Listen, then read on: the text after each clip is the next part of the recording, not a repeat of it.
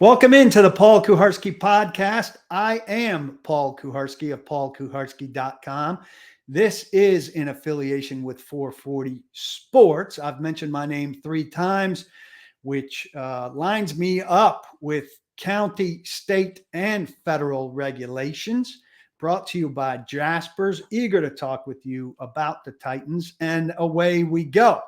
Want to talk about the benefit of the doubt that we're trying to give Will Levis in the early stages of his time with the Titans, first 6 weeks, really. Ryan Tannehill flying, literally. Colton Dowell with a technical tip that I thought was very interesting, and Kristian Fulton's fitness, which is going to be a big story for this team. So let's get started on Will Levis. And I say here in my on YouTube, you can see the titles, young quarterbacks, but really I want to focus on Levis here. I think it's been really beneficial for Levis that the way we've looked at things through a rookie practice, 3 OTA practices that the media has been able to see, and the 3 mini camp practices, that we've largely looked at him in comparison to Malik Willis as opposed to in comparison to Ryan Tannehill. Now, on a basic level, it makes sense. You want to see where he stands compared to last year's 3rd round pick. He's this year's 2nd round pick, as opposed to where he stands compared to in this first 6 weeks of his career, as opposed to where he stands against a guy going into his 11th year who's got 143 starts, 33,000 passing yards, 212 touchdowns, who's been part of 78 NFL wins. In the short term, you want Levis to bump Willis. But in the long term, and the long term's only 2024, a year away, you want him to replace Ryan Tannehill. And so you want snaps, even at this early stage, just snaps splashed into these practices where you say, yeah, that's going to be the guy. And we did not see a lot of those snaps. So it's discouraging on that front. He should look better on a regular basis than Malik Willis. Malik Willis was drafted very much as a project. John Robinson thought he was too good to pass up when he was still available 86th in the 3rd round a year ago. We know Malik Willis, very raw, couldn't get it done last year when Tannehill got hurt, to the degree that when the Titans really needed to find at least one win down the stretch, they brought in Josh Dobbs from Detroit's practice squad and started him after they saw enough from Willis, who was afraid to pull the trigger too often, a hesitating quarterback. Now, he's allowed to grow, and he has grown.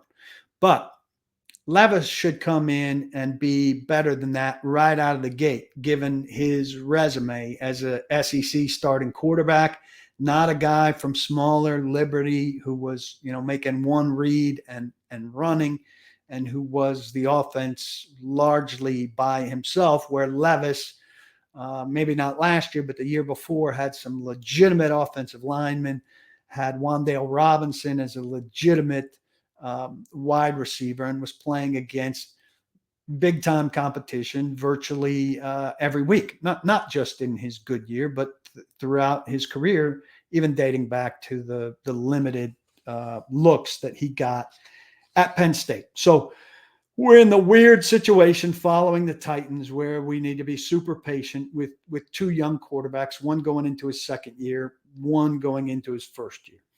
But let's talk more about Levis. There were not many wow moments from him in these 6 practices that we're talking about.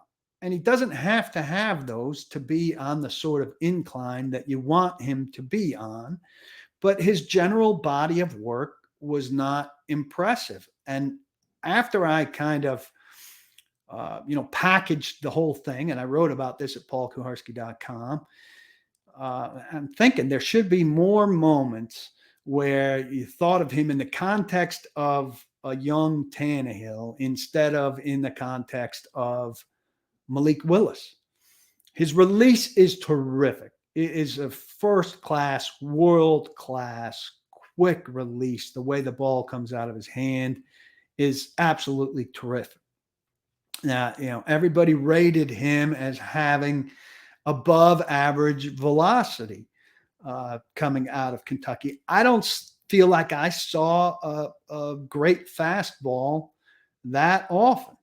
He moved well, and he came in with the reputation of moving well, but it's not a realistic gauge of how well he moves in these practices where nobody's really going at him, right? Rushers who get to him are running past him, not touching him, coached to not touch him. That's not his fault that there's not realistic rush coming at him.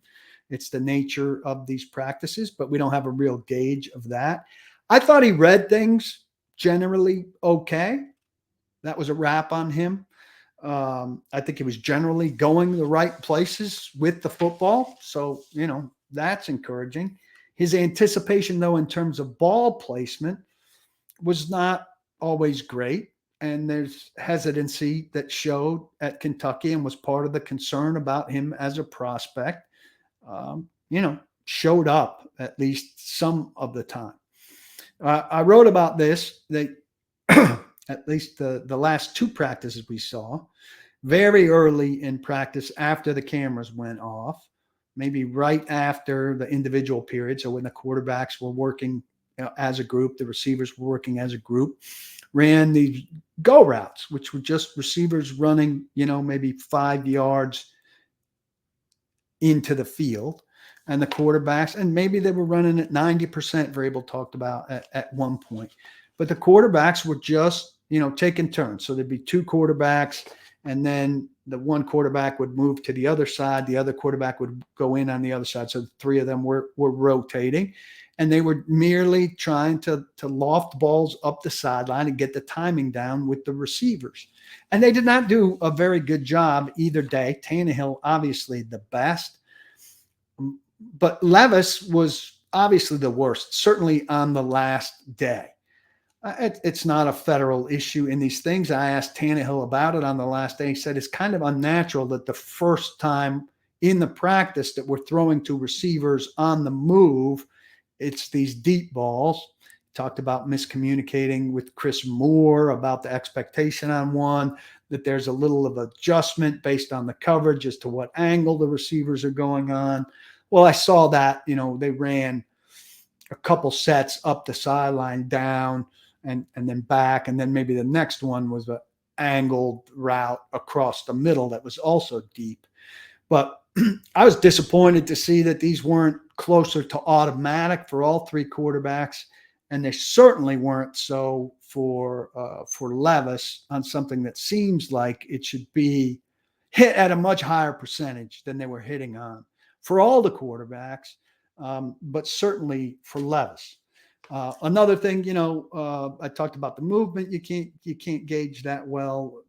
Should have beefed that up a little bit. You couldn't see how strong in the pocket he is, right? Because that's not going to show up in May and June.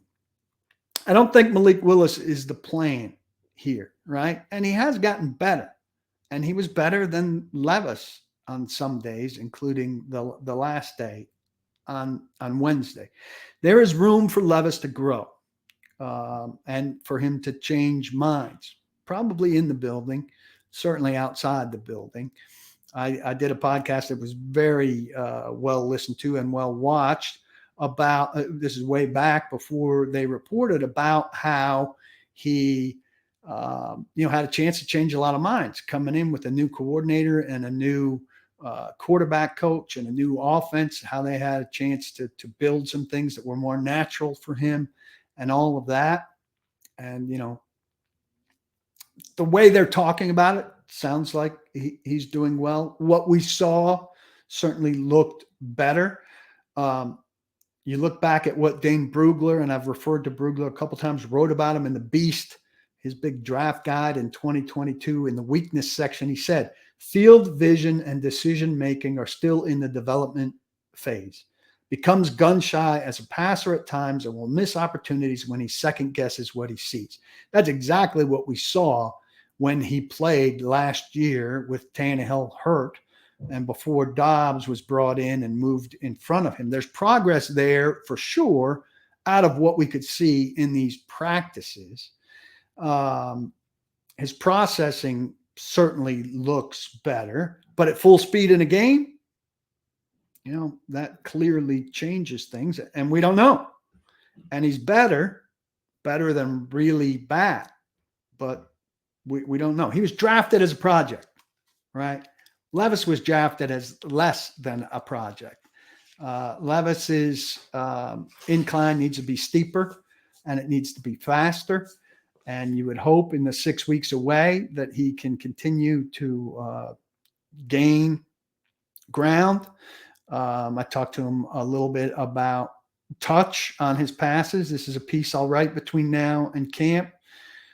He said a lot of that's about understanding the routes and what's required on certain passes. I think he's got a lot of room to improve there amongst other areas. The question about could they keep 3 quarterbacks is something else I'll address early next week. Excuse me.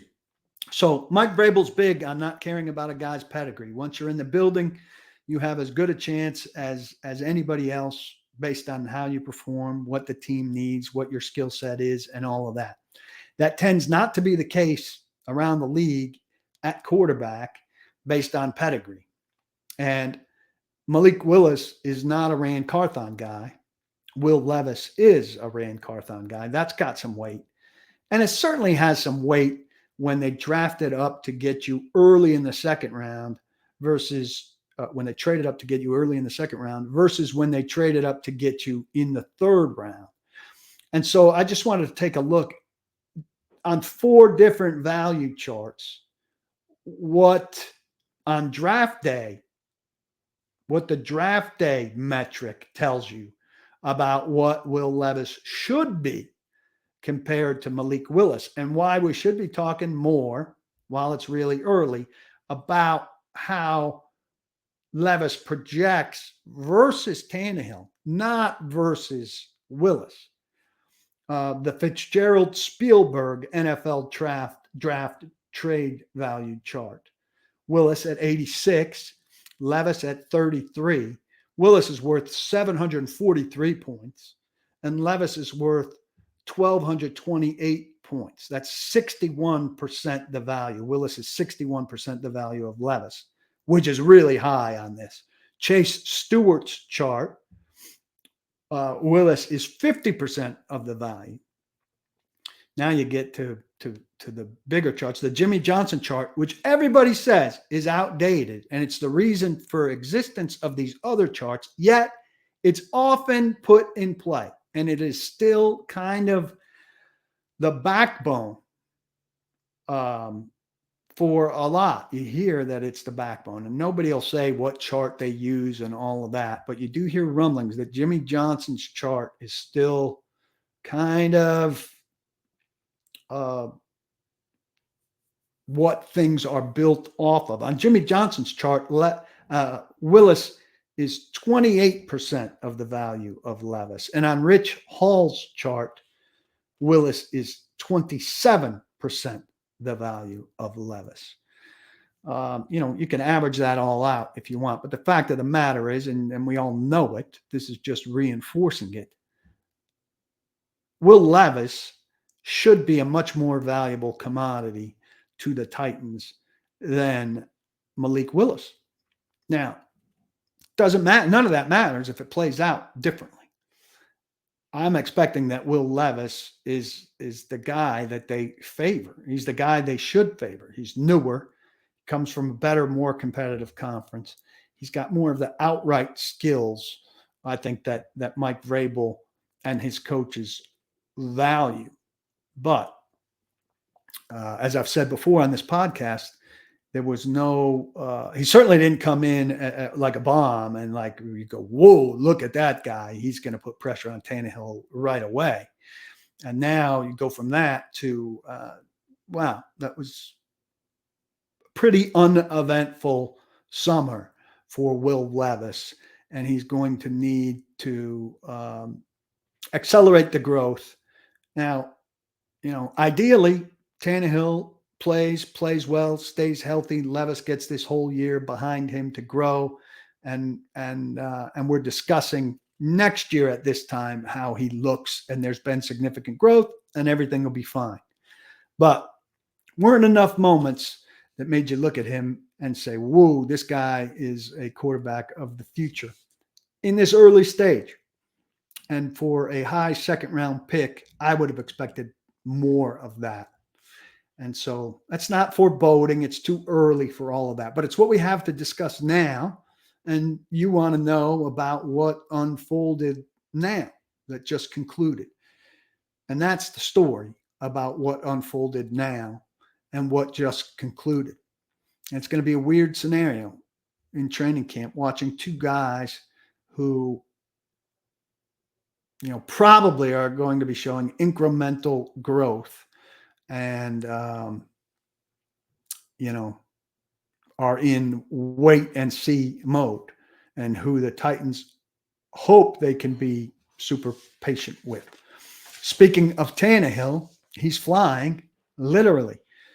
Somebody saw on Instagram or Twitter that he had a pilot's license that he was showing off, and asked them about it. And then we had several follow-ups. So here's 3 different answers put together about Ryan Tannehill, now a pilot. Yeah, I was able to get my pilot's license.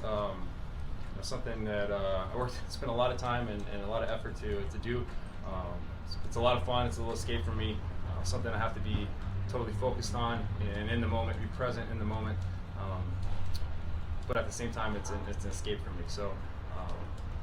Yeah, a lot of hard work went into it, but thankful I was able to get that, and excited to be a pilot now. You flying home? I will not be flying myself home. I'll be flying Southwest, so hopefully I can get a free flight or something.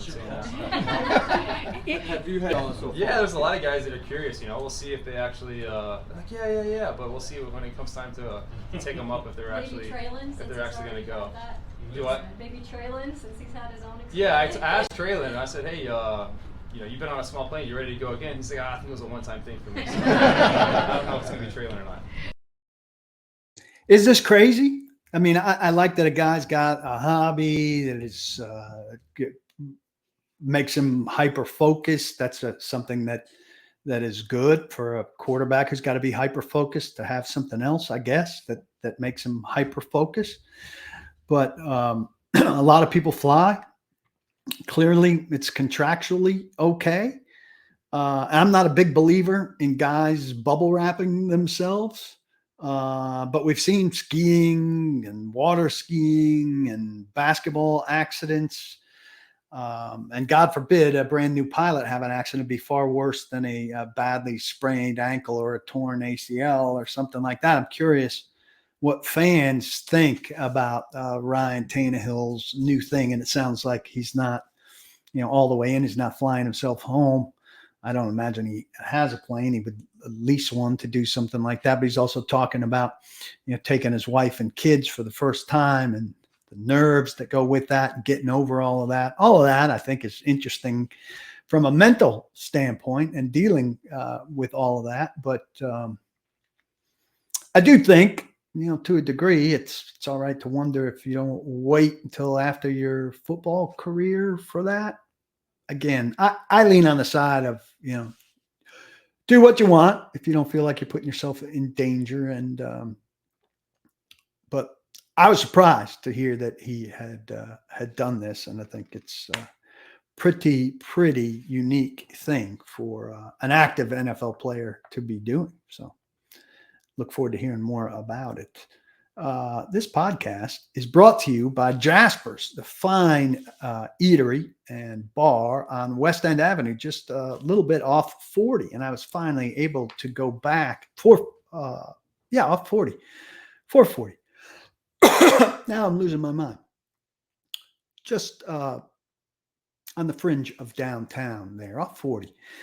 I was fortunate enough to make it back this week. I had a little bit of a business meeting at lunch, and I changed it up off the menu, and I had the Cuban sandwich, and boy, did this thing deliver. First off, I clear my plate almost all the time. I was unable to clear my plate because the sandwich was so big.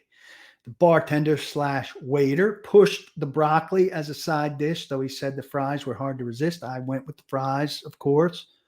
Should have gone with the broccoli to be better. It's all delicious, plenty of attention, just the right amount of attention from the guy behind the bar. Didn't interrupt us a lot as we talked some business, but checked in on us just the right amount of time.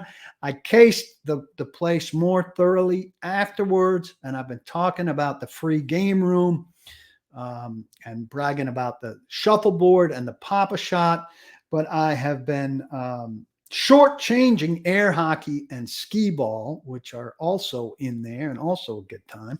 Unfortunately, at that point, I was solo, so I had nobody to challenge at these games, but I've got to get back there with my 13-year-old, and we can spend an hour or more in there with me beating him at those games and him anticipating the day that he can beat me. Jasper's, great drinks, great food, a great menu. You need to get over there and check it out. Free parking. You just walk in the door.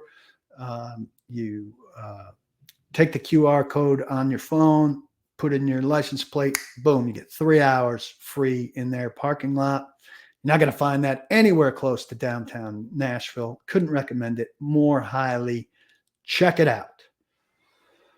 Stars on Mars. How far the mighty have fallen. I was flipping around on TV like old days somehow, or maybe it was on after a game or something. But Stars on Mars, kind of a self-explanatory concept. They're pretending to put these quote-unquote celebrities on Mars, a semi-survivalist kind of show. And Lance Armstrong is on this show. So they did all right with the athletes, actually. Marshawn Lynch is on it. Richard Sherman's on it. Ronda Rousey is on it. After that, the best I did at recognizing somebody was Tallulah Willis, whose fame comes from being Brad Willis and Demi Moore's daughter, right? Now, maybe it's completely generational, and I'm an old man, and you know all the other people that are on this ridiculous show that is a big waste of time. You should go stream The Diplomat on Netflix instead. But one of the contestants was so dumb in the 10 minutes of this that I watched that she thought that Lance Armstrong was Neil Armstrong. Neil Armstrong, who's walked on the moon, is going to play Stars on Mars and a pretend game where he's on Mars. He's been dead for 11 years. So, the TV on over-the-air TV is not really shining bright, and I hope this show fails miserably. Also, I looked it up as I was getting ready for this pod, and apparently there's no cash prize for winning this thing. As far as they know, they're not advertising it. William Shatner, I think, is like the MC or whatever. He did the 30-second trailer for it, no mention of winnings. And then the little bit I read of it said I looked up, how much does the winner win? And said there's no mention of cash prize. So what they're playing for, I'm not really sure. But wow, reality TV.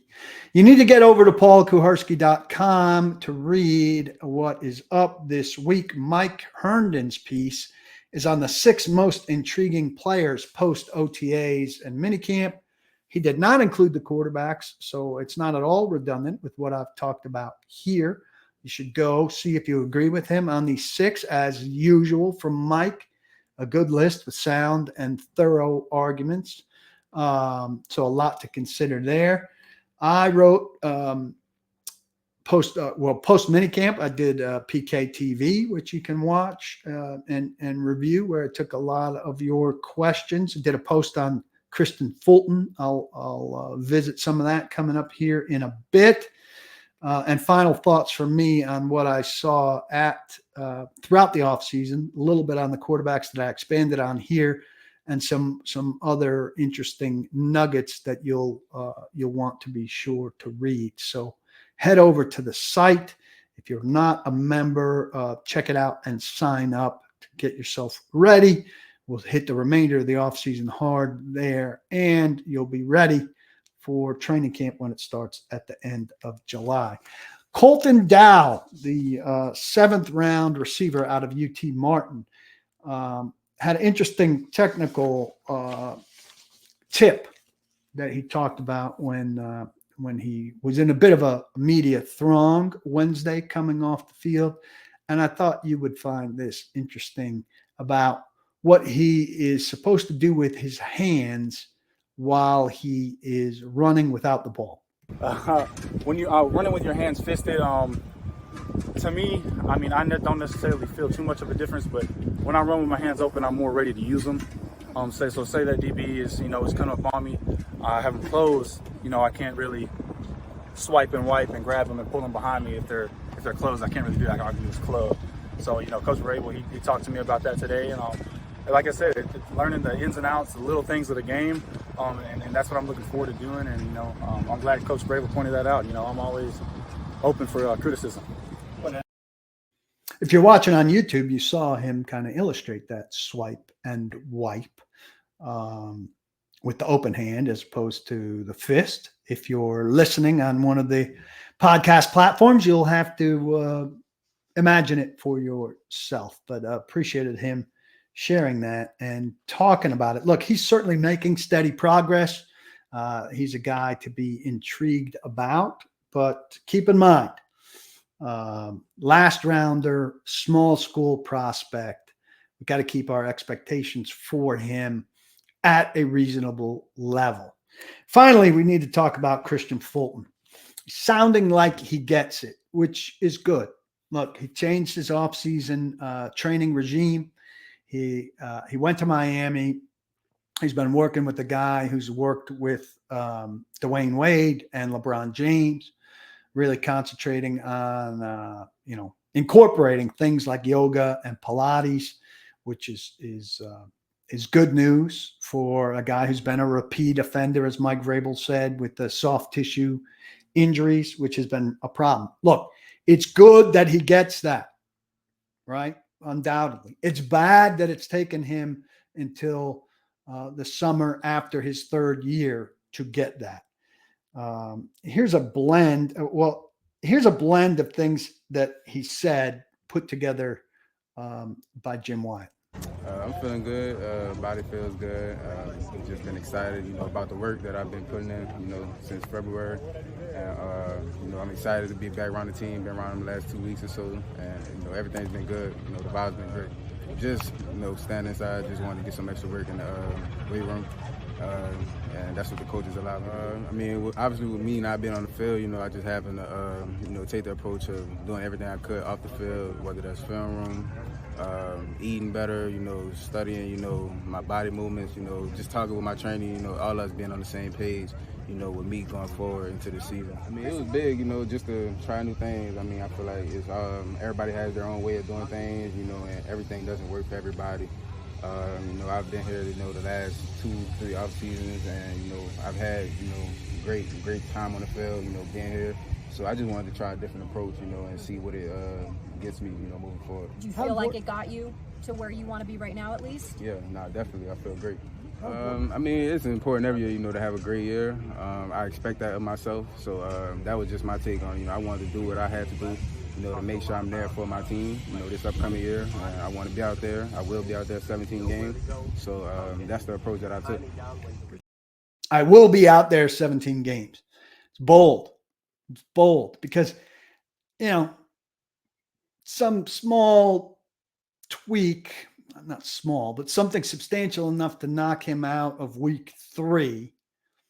He's going to answer a lot of questions about that pledge, which puts him in a tough spot. The one thing he said, just on the negative side of this, with the catching on to this all after his 3rd year, He said it's not like college, where you have everything scheduled and mapped out for you. You've got to structure things and plan for yourself. Again, that's a late realization, Kristian. And I like Kristian Fulton a lot. I think he's a very good player when he's on the field. I think he's a stand-up guy. But he's late on this. And that's on him primarily, but also strength and conditioning staff, Vrabel, position coaches he's had have done a poor job getting through to him on that. So there's a lot of responsibility going around. I hope that what he's done this offseason pays off and he gets results where he is, in fact, able to be on the field. I asked Vrabel, what he thought about the changes that Fulton has undergone in terms of his approach this offseason, and he was pretty dismissive about it. Vrabel's clearly not high on Fulton right now, and he said, we'll see how it impacts his camp and his season before we can say what those things have meant. I get the feeling Kristian Fulton's future is written by what he's done in the first 3/4 of his rookie contract. And that even if the fourth is very good, it won't be enough to overcome what he's put on grass. He's missed 20 of 50 games because of this. And I think opinions have been formed by Vrabel and by the franchise based on that. He has a big year this year. He sets himself up for a big contract, probably somewhere else. And if he has more missed games in the way that he has before, missing 40%, maybe in a 1-year deal kind of situation, more like David Long, where he gets below market, maybe, or maybe somebody pays him for his potential and the good stuff and thinks they can fix him. In either circumstance, predicting right now, I'd say it's not going to wind up being in Tennessee. And then you'd have another high draft pick, second rounder in this case, not getting a second contract from the Titans, which is a trend that's made it difficult for them to sustain continuity and prompts and forces their hand in what they have to draft or address in free agency, where next year they will have money. So we shall see. My thanks to Jaspers for their sponsorship. My thanks to you for listening and watching. I ask you, as always, don't block the box, but be sure to lock your locks.